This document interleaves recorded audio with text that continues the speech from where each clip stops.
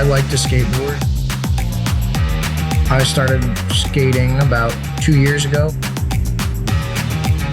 I don't really skate the half pipe. I'm a bit of a big guy to do that, so I usually just cruise around on my longboard on the island.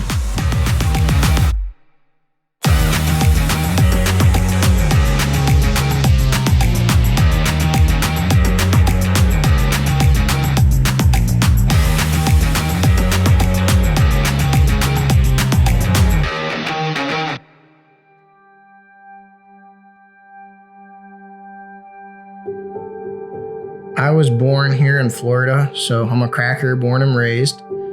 My childhood was good up until I was about 7 or 8, and then my parents started having issues and split up, and they were arguing all the time even after they split up.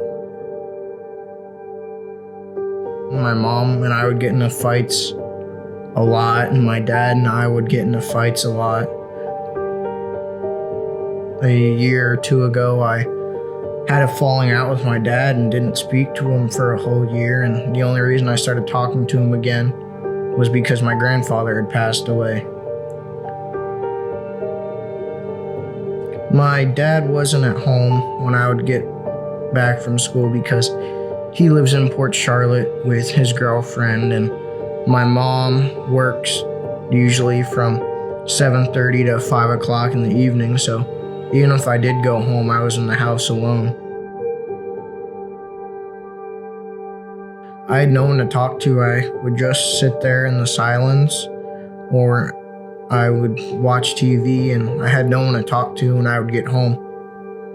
It's very sad when you don't have anybody at home to talk to when you get home from school about how your day was. And it's very sad, and it makes you feel down because you have no one to talk to.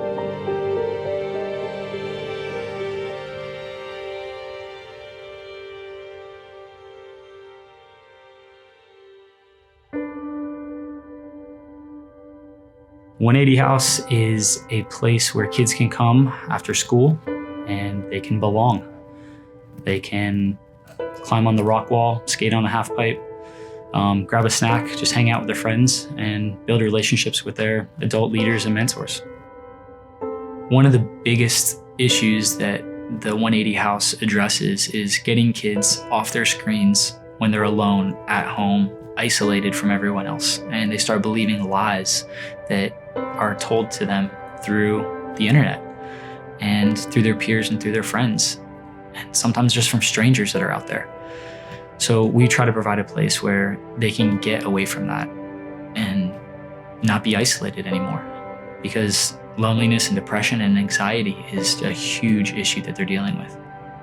Our biggest mission here is to show love and acceptance. And then once we've built up a strong relationship with trust, then we can give them the truth and we can give them our story and how it connects to God's story.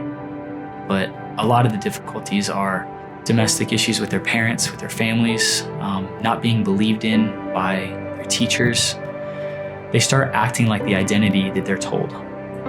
Last year, I had a falling out with my dad and didn't talk to him for a whole year, and that's really where the .180 House came in and saved me, because Chris invited me on a hunting trip that was for kids who had issues with their fathers.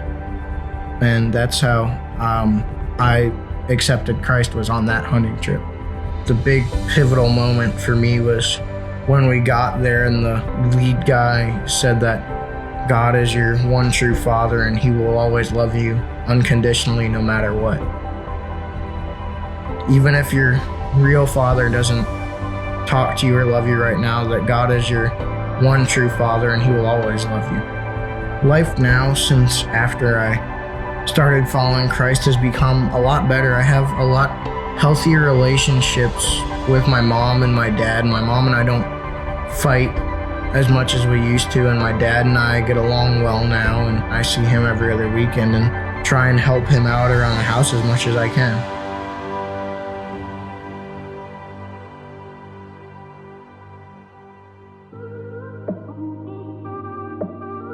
The culture of the 180 House is extremely non-Christian friendly environment. After school, about 2:20 to 2:30, the doors start opening and kids start walking in, throwing their bags on the floor, giving high fives, and grabbing some popcorn, and finding their area in the house that they want to just hang out and belong.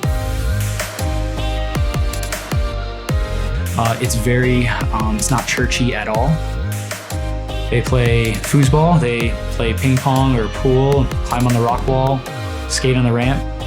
We really want to be building relationships with these kids that are falling through the cracks.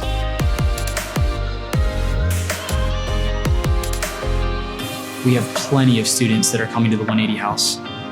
They're hearing about God and what Jesus has done in their life. We're taking them to camp. We had tons of kids get baptized and really want to follow Christ. The hardest part is getting them connected to a local church. We need people to drive these kids to church. We need people to just connect with them on a one-on-one basis. And so we're looking for adult leaders to come and just love on these kids. I would love to talk to anybody who is remotely thinking about getting involved with the 180 House. The prerequisites: have a pulse and ears. All these kids want to do is be listened to. They get talked to and talked down to at the school, at home. They just want someone to hear their story. And once they're able to tell you their story, they're open to hear yours.